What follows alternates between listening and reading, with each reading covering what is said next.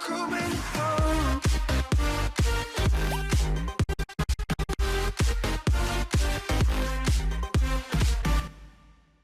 E aí, Clã, então eu tô aqui agora com o Octávio Neto, mano. Prazer te conhecer. Tudo bom, cara? Prazer é meu. Você é, sem dúvidas, hoje um dos melhores narradores. Na real, pra mim, é o melhor de esportes aqui no Brasil. Obrigado. E eu tenho algumas perguntas aqui pra você que eu sempre quis perguntar, na real mesmo, que eu acompanho eu acompanho o seu trabalho, tanto na TV quanto no YouTube.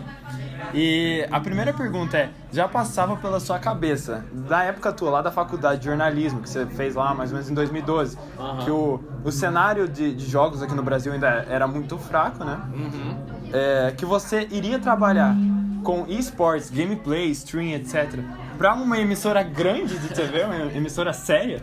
Cara, não, cara. Nunca passou pela minha cabeça no período de faculdade, no período antes da minha formação, assim.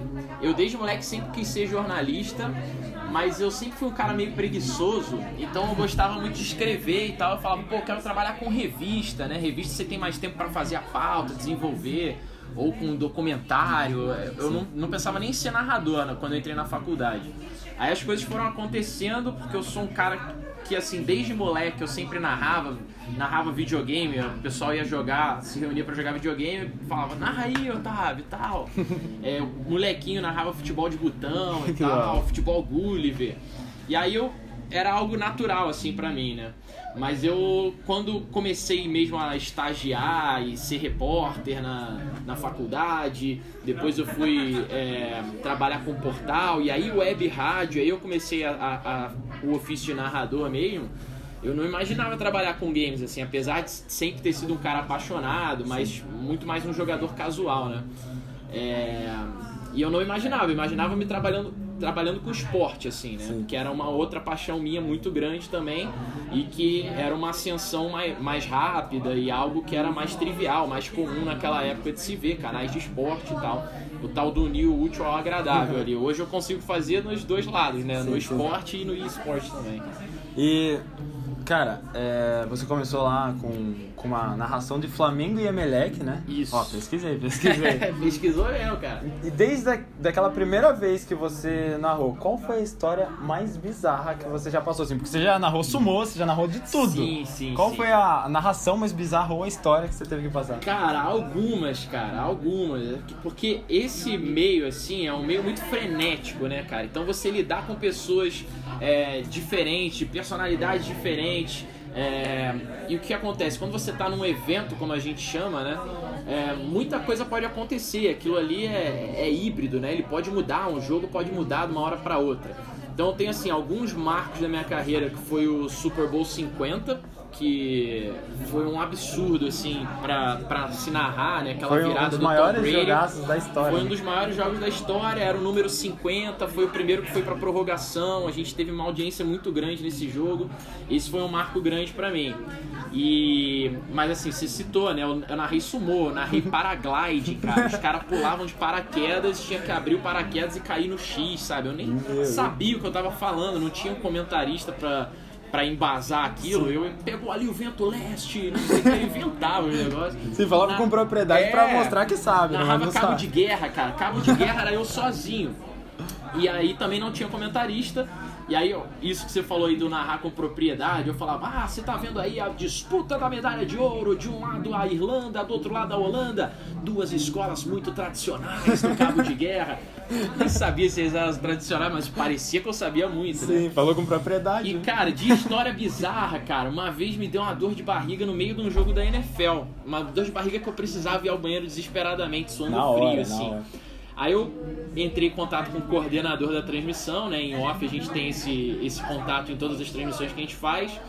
Eu falei pra ele, cara, eu preciso ir ao banheiro, eu vou me cagar aqui no meio da transmissão. Aí ele falou, tá, cara, você vai ter 1 minuto pra ir ao banheiro.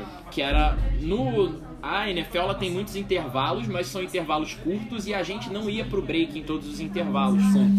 A gente ficava na cabine comentando, fazia participação da galera, às vezes rodava algum VT, algum material, algo que a gente tinha preparado pro jogo. Sim.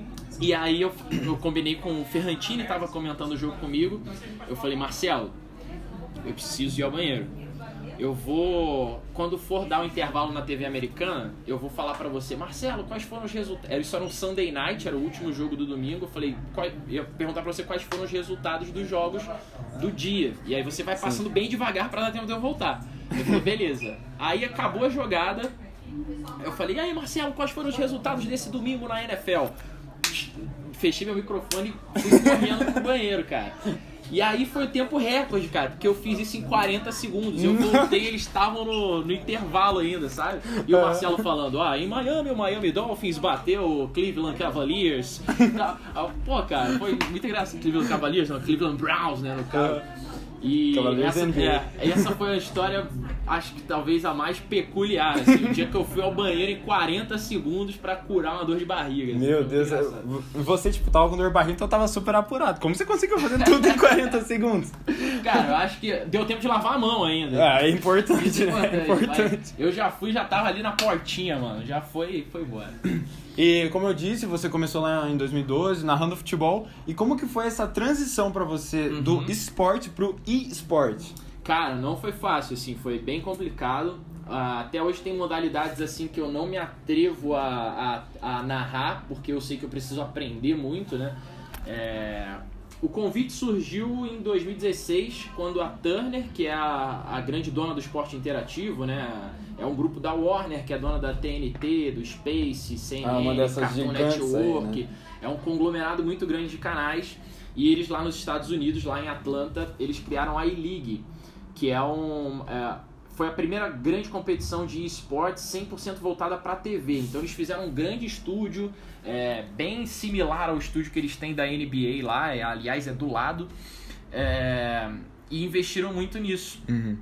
E aí lá nos Estados Unidos eles tentaram colocar caster, né, narradores deles para fazer, só que não conseguiram. E aí quando eles passaram o produto aqui pra gente no Brasil, eles falaram, pô, seria interessante se vocês botassem o narrador de vocês para fazer, porque para mostrar que a gente está vestindo a camisa mesmo de esportes, está fincando essa bandeira, não está só envelopando algo, botando no ar para ter audiência, né? Realmente. A gente se preocupava com o produto. A gente vê que o esporte interativo ele tá muito à frente, né? Ele traz, que nem eu vejo você, que tem os seus bordões e etc. Mas não só isso, você traz toda a linguagem da internet, de streams, de Twitch mesmo, pra TV, mano. Isso eu acho fascinante, tipo, por isso que eu disse, eu sou teu fã, mano, porque você, até era uma das perguntas aqui, que você, tipo, é um pioneiro. Como você se sente sendo um desses pioneiros, pelo menos aqui no Brasil, né? Você começou numa época que era muito ali o começo do esporte sendo transmitido. Depois até veio o Galvão, tentou narrar LOL, etc. Mas como você sente, tipo, tendo essa noção que pro jornalismo você é um dos pioneiros do eSport?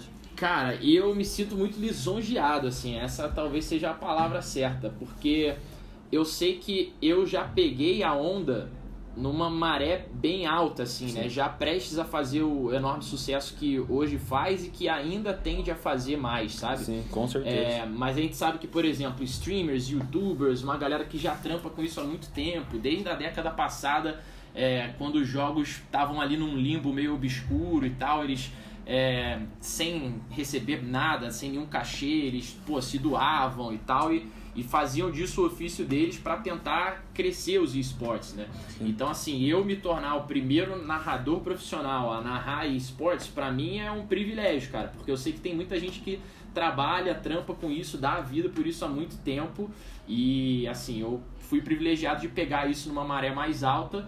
E ao mesmo tempo, por eu ter sido o primeiro, eu acho que eu tive uma aceitação muito grande da galera também, né? Porque o pessoal tinha essa... Como é que eu posso dizer? Essa carência de ter uma grande cobertura em grandes canais, em grande mídia. Não sendo só um cara sozinho, né? Tipo, os streamers sempre cobriram isso. Sim. Aí, até, por exemplo, com o LoL e o CS, veio aquela cobertura um pouco melhor pra internet, mas nunca algo no patamar, por exemplo, no esporte interativo, que cobre Champions, isso, etc. As transmissões via internet, elas já estavam bem profissionalizadas, cara. Os caras já tinham procurado se profissionalizar em narração, então você já tinha mesa de análise com analista, você tem um comentarista, você tem um repórter específico para isso, gente que estuda e vive disso e recebe por isso. Então, assim, eles já estavam se profissionalizando. Sim.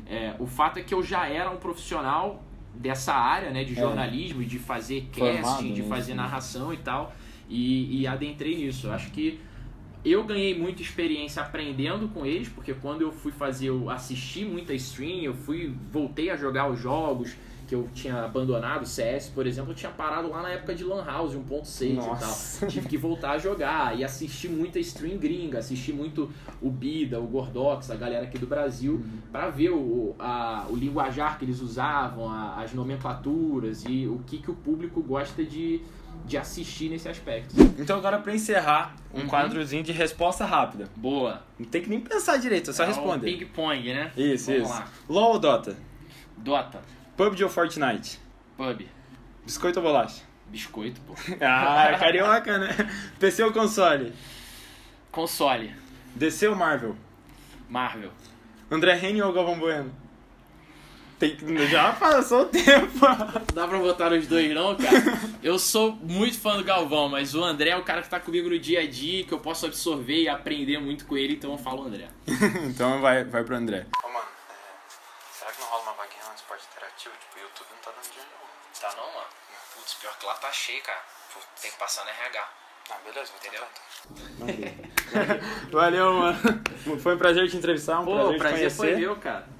E espero Bom ver demais. mais vezes, ter mais oportunidades de poder se Pô, eu encontrar também nos espero, eventos cara. aí. Tomara. Sucesso pra vocês aí, um abraço. É nóis. Pode só pedir pro pessoal se inscrever no canal? Se inscreve aqui no canal, deixa o like, deixa o comentário e tamo junto. É nóis. Yeah.